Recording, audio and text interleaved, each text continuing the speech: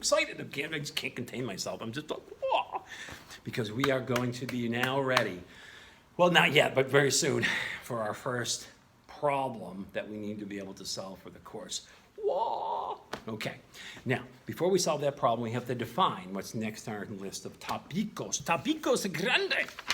It's a combination of Italian and Spanish. Okay, I'm fluent in those languages, and 5 other languages. I'm fluent in many multi-languages.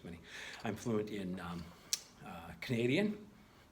We got British, Australian. Scottish. Scottish was tough. It's a tough accent. And working on New Zealand, I almost got that one down. So I am fluent in those languages, people. Fluent. Okay, and so here we go. So the next thing on our list would be molar heat of fusion and molar heat of vaporization. Ooh, that's where we're going to run into our first problem solving this semester. Here, there are a lot of problems to solve. Let's get started. Okay, molar heat of fusion. Well, the word mole's in there, right? So it means the amount of heat that it takes per mole of something to infusion. And we're our first full lab, other than the lab safety, which counted as a lab, but wasn't a lab technically. Our first real lab is going to be on heat of fusion. I know it sounds exciting, right? Heat of fusion. Oh, it's gonna be awesome. We're gonna take like from hydrogen, and like the sun does this. We're gonna have like a sun reaction in the lab. We're gonna take hydrogen, and fuse it together and make helium and get lots of light and energy out of it, just like the sun. It's gonna be so exciting. No, sorry, calm down there. Calm down.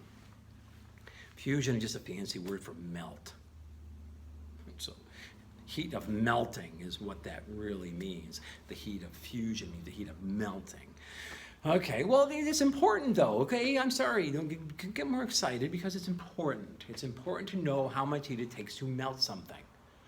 The other term here is heat of vaporization, which means the amount of heat it takes to vaporize something or get something to go into a gas. Okay, that's important to know this stuff. It is, trust me. Trust me, I wear a shirt like this, you should trust me. Yeah. Okay, heat of fusion. In molar heat of fusion just simply means the amount of heat it takes to melt something per mole of it. But we can also do it per gram. It doesn't have to be molar, it can be as heat of fusion. And heat of fusion is usually designated as H sub F for heat of fusion. Okay, with me? Sometimes you'll see it as L sub F, meaning latent heat of fusion. Not usually, and I do it this way. But they mean the same thing. And it means how much heat it takes to melt something. Fusion means melt. Okay, let's look at water, because water is the most common thing that we deal with actually in chemistry. It's very common, and we deal with it all the time in our real lives. So water is really important. It doesn't have to be water. You could find in any chemistry book a chart of heats of fusion of different materials, and of course water will be on there. Now the heat it takes to fuse or melt, we don't say melt water, you melt ice. So the heat of fusion of ice, solid water, is, are y'all ready for this?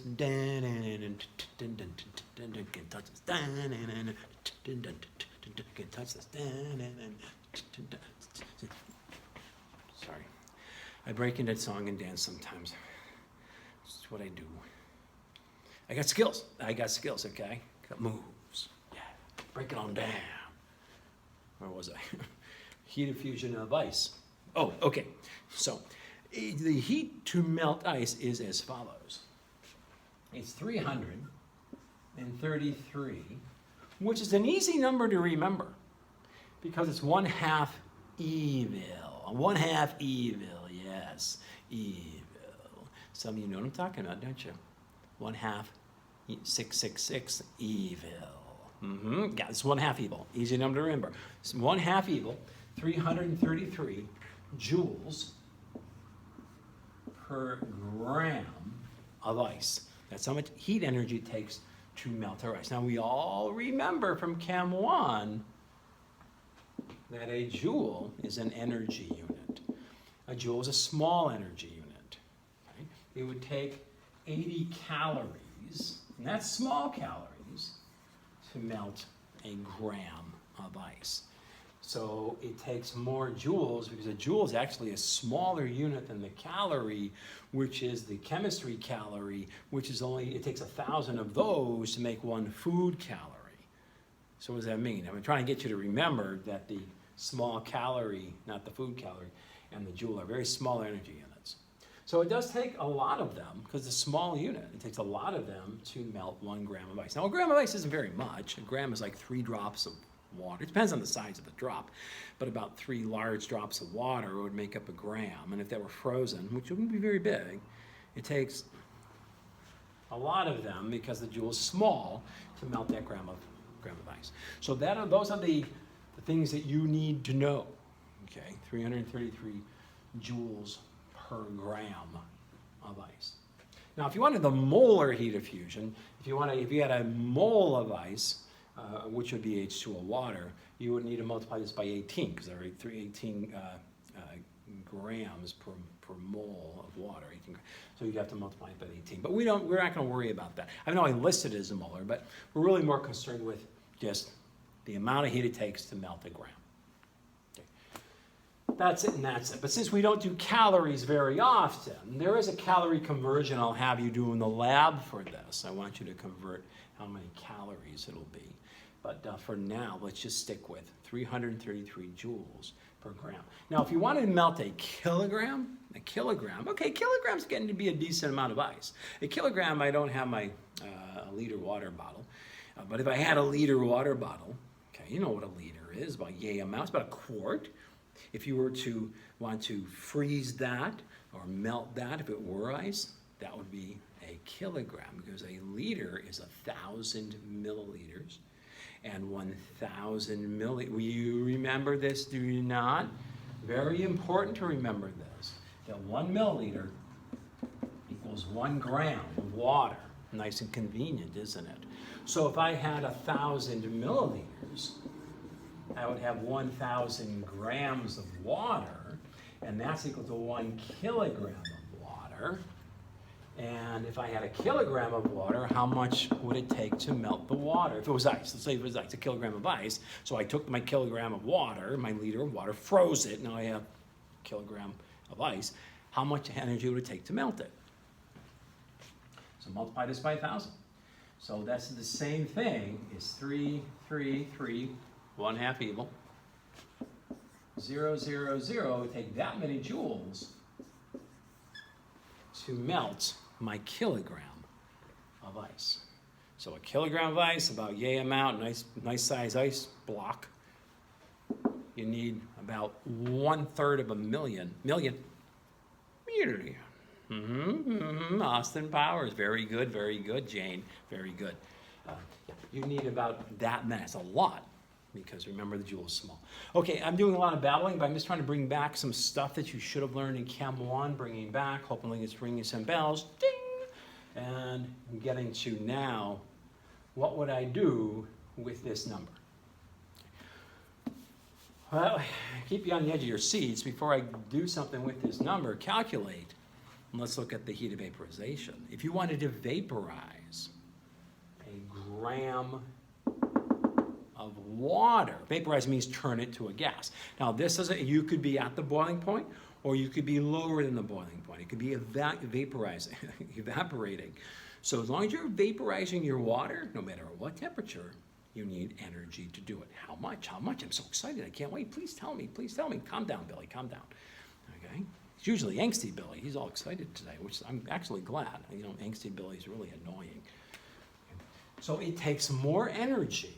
Now, let's look at this. 2,260 joules to vaporize, to make water turn to gas in 1 gram of it. Okay? Now, that's also going to equal 2,260,000 joules to vaporize a kilogram, which is your 1 liter bottle of water. Okay? That's a lot greater than that, isn't it? If you look at that, this is 7 times, about 7 times more energy to vaporize water than to melt ice. Why is that? Why is that? 7 times more energy to vaporize, to boil, than to melt. I wonder if it goes back to those first unit videos. I wonder if it goes back to, begins with an I. Can't remember it. Can't remember. Oh, what? Very good, Barbara. Yes, intermolecular forces. Think about this. If you're melting ice is solid water, right? You're going to melt it. What do you get? Liquid water, but it's still together. Solid water is crystallized.